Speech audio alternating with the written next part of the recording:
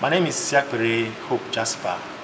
I am personal assistant to Honorable Barrister Odebala. Okay. Today we're here to talk about Odebala. Can you tell us a little about him? Who is he? Honorable Barrister Odebala is a grassroots politician. He's from Okowa, local government area of Delta State. Politically, he started politics professionally in 1997-98 during the military era, and it started. The first political appointment he had was not an appointment. He was elected into office in 1999 in the Delta State House of Assembly representing Sapele constituency. He was chief whip in the then Delta State House of Assembly throughout the first tenure. Then again contested for the second time in the House. But throughout that time, he was the second tenure. He was just an ordinary member of the House. I would say Honorable Barrister Odebala is a household name in the Delta State politics. A lot of persons who are active politicians, political actors in the state. There is virtually nobody in Delta politically who do not know Honorable Barrister Odebala. He's a very vibrant parliamentarian. At the time, during the administration of Chief James Bori, in 2005, he was made the best legislature of the year. So, Honorable Barrister Odebala is not new in the political system. He is well-grounded. He is humility personified. Like people would always say, Odebala is the most humble politician in Delta. All right, sir. Yeah.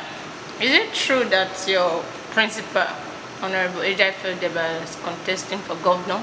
And if it is, why do you think that Odebala should be the next governor come 2023? I will tell you categorically that Odebala is running for governor in 2023. And without mincing words, I will tell you that Odebala is the best man to be the governor of the state come 2023. The reasons are not far-fetched. One, the people of Delta needs someone who would continue from the good works of His Excellency Senator Dr. Okowa. Dr. Okowa is a roadmaster. Aside construction of roads and other infrastructure, he has done his bit. He is still working for the state. He needs somebody with like minds, somebody who would continue from where he stopped and continue, to revamp Delta. There are other areas of the state that needs attention, which I am very sure my principal, Honorable Barrister Odebala, is very passionate about. One of the key areas that catches his interest is the area of education, the area of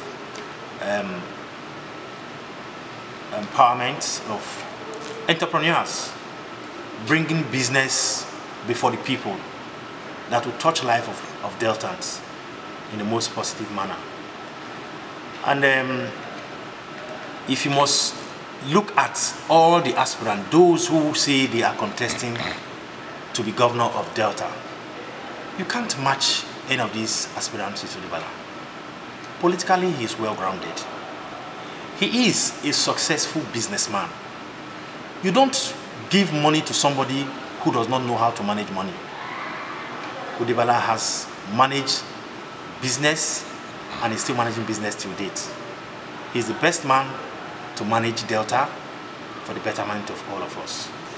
He picks whatever call that comes to his phone Some political leaders in this state have 3 lines.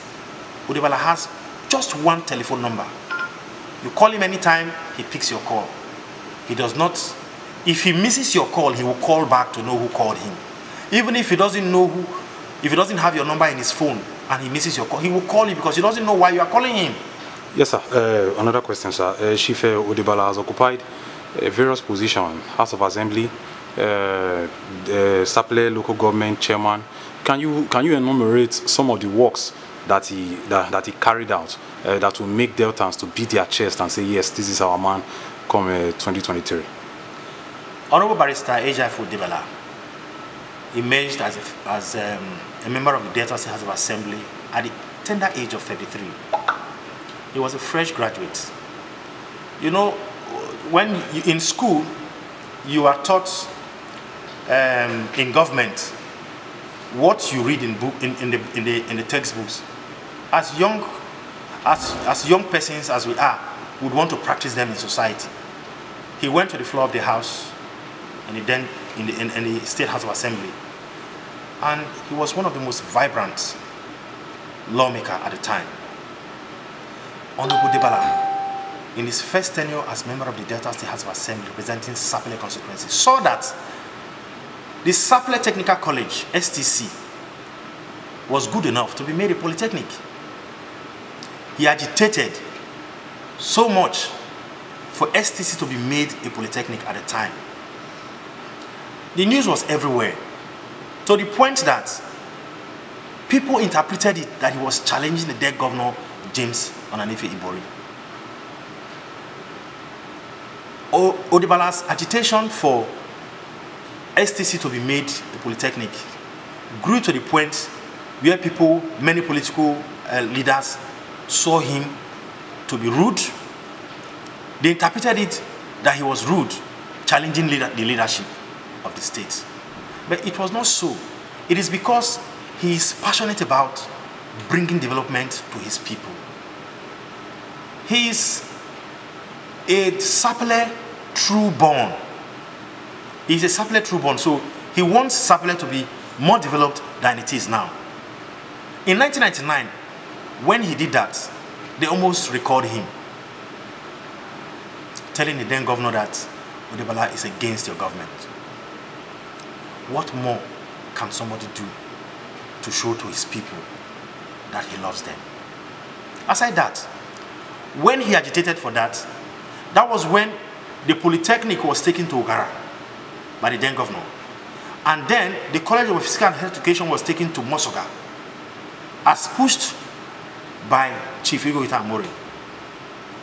Then in a bid to compensate Honorable Barrister Jasper Odebala for what he has been fighting for, that was when the then governor, Chief James Ibori, brought Songhai Delta to Amukwe. Now, aside that, Odebala attracted the building of the Sapele Main Stadium. Go to other local governments in the state. I will not mention names. There are some local governments, you go there, you only see just a symbol that there is going to be a stadium. There is a neighboring local government area to Sapele. I wouldn't want to mention name. Go there, you will not even see a stadium being erected. The Sapele Stadium is completed and is still being used today. These projects were as a result of Odebala's agitation for development to be brought to Sapele. Then also, the Sapele market was brought in during Odebala's administration as member of the Delta State House of Assembly. There is also the state library that was also attracted to Sapele local government area. Several roads were constructed in Sapele. Doctors and nurses' quarter was also renovated in Sapele. The Sapele hospital was also renovated. All these were done when Jasper Odebala was a member of the Delta State House of Assembly. If you had internet at the time, if you had social media at the time, Facebook and what have you, you would have seen all of this on social media. The people who are serving us today in different capacity They're having a swell time because you have most of their projects being displayed on social media.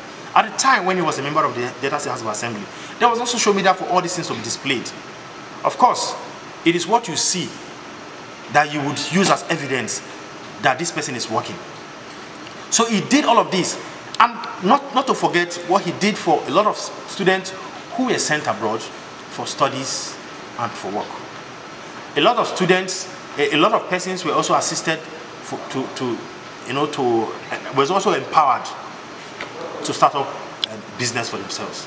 More so, as when he lost election in 2018 for House of Representatives, His Excellency Dr. Okowa appointed him as member of the board of the SOPADEC, representing Sapele, Okpe, and Echuk West. I can tell you that administration was just for a couple of 5 to 7 months, if I'm not mistaken. Within that period alone, Honorable Odebala empowered over 70 female graduates where they were trained, and at the end of the training they were given 150,000 naira each with starter pack. Now, before, he was only meant to complete the tenure of somebody who had been there before as a commissioner. He empowered those females. The records are there to speak for itself. Then not also forgetting the fact that Odebala gave school benches to several secondary schools in Sapele. Okpe Grammar School, Etiop Mixed Secondary School. What do you have? You have Okowa Grammar School, and the rest of them. The records are there within the period of 7 months. And before he was made commissioner, when he lost the governorship race in 2007 to the former governor, Dr. Emmanuel Odebala, he was made commissioner for project monitoring and evaluation. And within that period, to ensure that government has value for money, Honorable Odebala, because he is an idea bank, brought the idea in the State Executive Council meeting that for government to have value for money, there should be what we call prepayment violation report to be issued by the Directorate of Project Monitoring before any contractor is paid their money for any projects they have done. That is the only way government can have value for money. And His Excellency, the former governor, accepted. And some persons felt that he would be too powerful, that the governor should cancel that. And that was how that idea was jettisoned at the time. Honorable Odebala also did not stop there. He also brought in the issue of the STC, Sapele Technical College, to be made polytechnic before the former governor, Dr. Emmanuel Odebala. And that was when the former governor said, okay, if you are still on this issue of STC, we are going to approve a polytechnic for Sapele. And his agitation was that STC, the polytechnic should start from STC. And somebody said it should start from a new site. And the government at the time do not have the money to start up a new project. If it had started at STC, by now we would have had Campus 2. STC would have been Campus 1. We would have had enough, students would have graduated from the polytechnic. And I tell you, Sapele would have been booming, like Ogara and other places are booming till today. So, Odebala is so passionate about improving the standard of living of the people of Sapele, bringing development to Sapele. And one of the things that bring development to a place is citing institutions in the area and, of course, massive industrialization of the area. So Odebala has done a lot for Sapele. He has done a lot to grow the name Delta in the nation. The Jaws are dictating, the Okwes are dictating, people are arguing that the 3 senatorial districts have gone round to produce governor, that it should be a fresh start. There should be no argument of it is the turn of Delta Central. What's your take on that? Zoning has always been one of the key components of every political system in Africa. Even at the national level, there is also the issue of zoning. The former governor, Chief James Isiakpere, and some political leaders agreed on the issue of zoning, not to cause chaos in the state. Chief James Isiakpere, who is from Delta Central, has ruled for 8 years. Then it got to the turn of Delta South. Dr. Emmanuel Odebala also ruled for 8 years. Now, our present governor, Dr. Okowa from Delta North, is ruling. We have 3 senatorial districts in Delta: Delta Central, Delta South, and Delta North. Now, it should be the turn of Delta Central to rule again. And now, the agitation of the Okwes, that it should come to Okwe, is quite simple. It is only fair that the Okwes are allowed to rule as governor. It is simple. When you look at Etiop Federal Constituency, have had it. In Delta Central, we have Etiop Federal Constituency, we have Sapele, Okwe, and Ubie. So, if Etiop Federal Constituency have had it through Etiop West, it is only fair that it comes to Sapele, Okwe, and Ubie. We do not know who it should be. If you ask me, I think it should be Honorable Barrister Jasper Odebala, who is from Okwe, the Sapele local government area, to be the next governor of the state. Okay, sir. Do you think we should concentrate on ethnicity rather than competence? Now, whether ethnicity or no ethnicity, it does not mean that if the governorship goes to this particular ethnic group, the ethnic group will pick the best person to be the governor. In an entire ethnic nationality, there are no all morons. There are competent ones. And that is where Odebala is one of the most competent to be governor. He has the experience. He knows the nooks and crannies of the state. He knows what the leadership of the party needs at the party level. He knows what the people at the grassroots level needs. Odebala is one man who plays with everybody. He plays with children, he plays with adults, he respects the old. To shock you, Odebala drives himself. Odebala can be in any occasion, all alone. He doesn't discriminate. He is very accessible. He takes calls at any time. You can talk to him anywhere. You can meet Odebala on the road and discuss very important issues with him. He would listen. Very listening leader. So Delta State needs somebody who is accessible, somebody who is as humble as Odebala to be the next governor of the state. Okay, so I'll round up with this. Just 2 reasons why Deltans should support the ambition of Honorable Isiakpere Odebala. One of the most important reasons why Deltans must support Odebala is that a man who knows the yearnings of the people is only right to represent the people. Odebala, being a very social person, he knows the yearnings of the downtrodden. Odebala knows what the people need. Odebala knows what Delta needs to be the pride of the Niger Delta, to be the pride of South-South, and to be the pride of Nigeria. Odebala is the only man who can improve upon the good works of Dr. Ifeanyi Okowa.